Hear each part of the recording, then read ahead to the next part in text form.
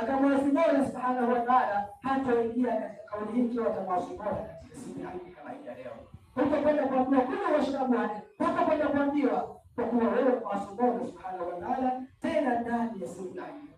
Kwa hiyo na wasia ndugu zangu Waislamu, tuweze kumcha Mola subhanahu wa ta'ala. Tutasema miaka yote na bado tutasema katika sisi vijana kwa barabara, wakati mwingine hutuzidia. Wakati Mtume sasa asemaje, ashababu shu'batun min al-junud. Una barabara ukiuendekeza ule ni kipande cha wenda wazimu. Una barabara ambapo unakuta mimi barabara ukishafikia kwenye bulugh, basi hata mtindo wa kutembea hubadilika.